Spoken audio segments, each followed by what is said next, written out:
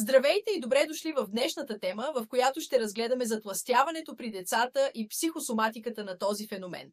Ако темата за психосоматиката е нова за вас, бих ви препоръчал първо да гледате видеото какво е психосоматика при децата, а след това се върнете и присъединете към мен тук за това видео. Ако вече имате познания по тая тема, нека се потопим директно в нея и ако харесвате тая тема, със сигурност ще харесате и тази великолепна книга, която е обширна книга за психосоматиката при децата и психосоматичния стрес, който разбира се стои зад различни заболявания, психологически разстройства и травми, които дете може да преживее. Ако сте родител, ще я харесате.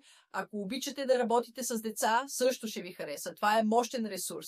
Сега нека погледнем затлъстяването при децата, тъй като това е значим проблем за здравето, с който много деца се борят поради фактори като нездравословна диета и много лош, нездравословен начин на живот. Затлъстяването също може да доведе до различни здравословни проблеми, включително диабет тип 2 и сърдечно-съдови проблеми и често, разбира се, зад затлъстяването могат да стоят и хормонални проблеми. Затлъстяването не винаги непременно е директен резултат от лошата диета, така че трябва да имаме предвид и това. Когато разглеждаме затлъстяването, формирането на строги хранителни навици може да има много голямо въздействие върху детето, особено по време на пренаталния период, дори когато теглото на майката не е фактор. Тези ранни навици често могат също да се преплитат с емоционалното програмиране и моделите, които майката е изпитала в отношението си към храната. Въпреки че майката може да не е задължително затлъстяла, нейната емоционална връзка с храната може значително да повлияе на предразположеността на детето към определени хранителни поведения, когато изпитват определени емоции, които са поели от емоционалното програмиране на майката. Емоционалното състояние на майката по време на бременността играе много голяма роля, както вече споменахме. Защото ако е използвала храната като механизъм за справяне по време на стрес или емоционален смут, тогава детето в утробата също може да е било изложено на тези модели и емоционалната връзка на майката с храната може да бъде отпечатана върху развитието на детето чрез асоциативно научаване. Този процес също включва подсъзнателното свързване от страна на детето на определени храни с емоционално облегчение или утеха. Например, ако майката консумира специфични храни, когато изпитва стрес или търси подкрепа или утеха, развиващият се мозък на детето всъщност може да формира връзки между тези хранителни фактори, както и клетъчната памет и хранителната памет в тялото на детето, с положителните емоционални преживявания, които майката е усетила като облегчение от храната, която е консумирала.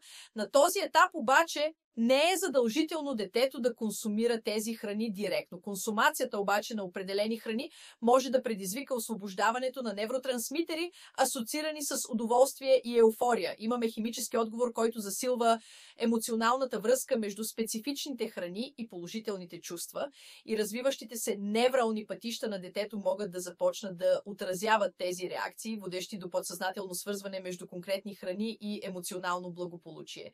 Стресиращи фактори.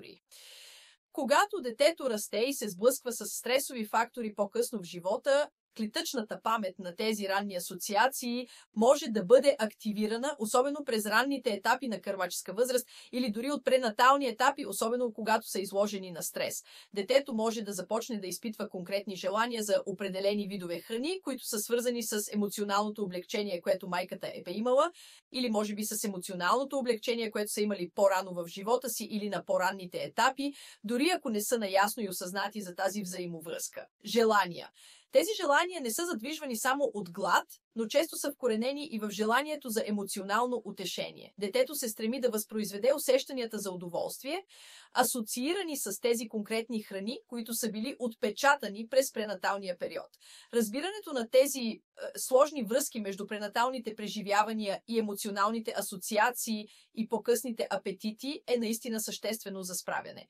И сега, когато започване с модифициране на тези хранителни навици, пробиват към справянето с тези модели, може да изисква комбинация от осъзнаване, внимание или също така терапевтични подходи, насочени към разплитане на емоционалните връзки с храната. Освен това, помагането на детето да развие по-здравословна връзка с храната, базирана на хранително образование и силни позитивни стратегии за справяне, може да помогне на детето. И ето го. Ако ви харесва това, със сигурност ще харесате и тази книга, която можете да намерите на Amazon или evetbooks.com. До следващия път. Пазете се!